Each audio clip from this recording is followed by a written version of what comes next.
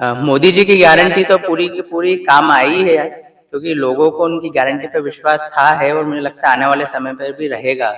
पर जो केजरीवाल जी ने दिल्ली की जनता को इतने सालों से बेवकूफ बनाया, जो जो भी उन्होंने बात कही, मैं तो अभी भी सबसे यही कहता हूँ। उन्होंने कहा कि अगर मैं सीएम बनता हूँ तो घर नहीं लूंगा, घर छोड़िए शीश महल लिया।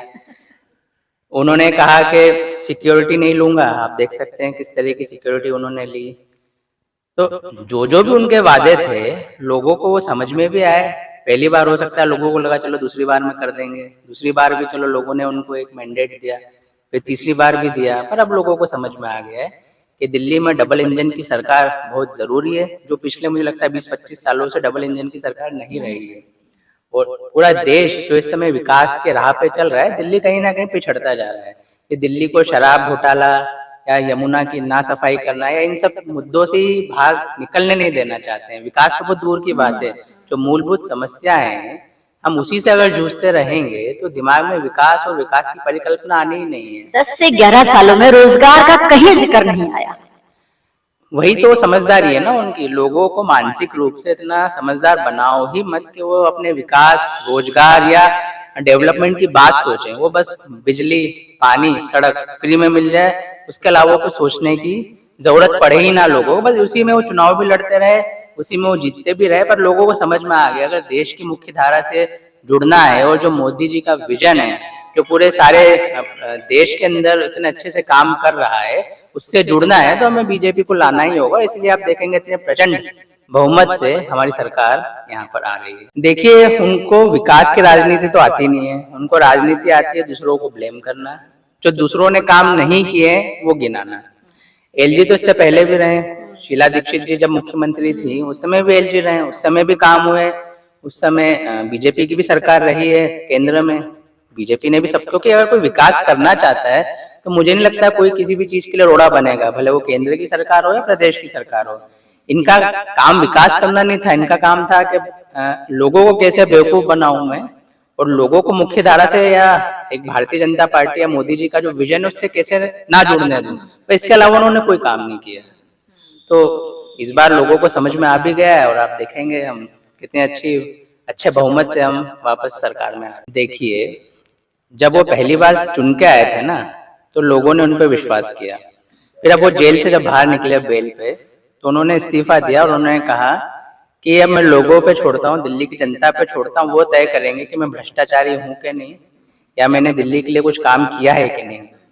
ये बोल के उन्होंने इस्तीफा दिया। और अब वो साफ है कि दिल्ली की जनता ने समझ लिया है कि आपने भ्रष्टाचार किया, दिल्ली की जनता ने समझ लिया है आपने विकास का कोई कार्य नहीं किया, दिल्ली की जनता ने समझ लिया है कि आपने सिर्फ छलावा किया है।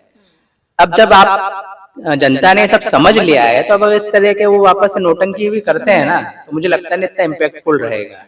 तो अब वो जो चीज थी उनकी नोटंकी, वो लोगों को भी समझ में आ गई और लोगों ने अब भारतीय जनता पार्टी कमल के निशान पर बटन दबा के उन्हें बाहर का रास्ता करना नहीं है। विपक्ष भी अहम भूमिका निभा सकता है तरीके से, क्योंकि विपक्ष में भाजपा बहुत जगह रही है, लेकिन भाजपा की अपनी मर्यादाएं रही हैं विपक्ष में। सकारात्मक अगर आपकी सोच है, आप लोगों के साथ जुड़ के लोगों की भलाई के लिए काम करना चाहते हैं तो विपक्ष में रहकर भी आप समय समय पर सरकार का ध्यान आकर्षित कर सकते हैं।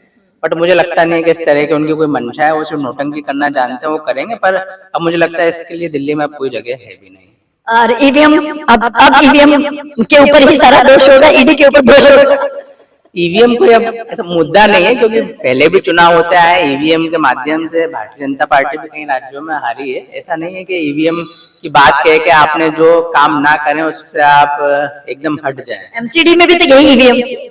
हाँ, वही मैं कह रहा हूँ ना कि ऐसा नहीं है कि ईवीएम है तो हम सब जगह जीत रहे हैं या वो सब जगह हार रहे हैं। जहाँ की जनता, जहाँ के लोगों को जिस पार्टी पे, जिस नेता पे विश्वास होगा वो जीत के आता है और वो ईवीएम के माध्यम से अपनी सहमति दर्ज कराते हैं। देखिए, इस पूरे पिछले 2-3 महीने में जब से इलेक्शन डिक्लेयर हुए हैं, सारी बातें हुई हैं, तो हम लगातार देख रहे थे कि आप लोग जब जनता के प्रतिनिधि बनके जनता के बीच में जाते थे तो आपने अपने कोई अलग से कोई बातें नहीं रखी हैं, लेकिन फिर भी इतना बड़ा मैंडेट आप लोगों को मिला है। तो ये कौन सी जादू की छड़ी आप लोगों ने घुमाई? मैंने पहले भी आपको ये कहा कि मोदी जी की गारंटी है। अच्छा।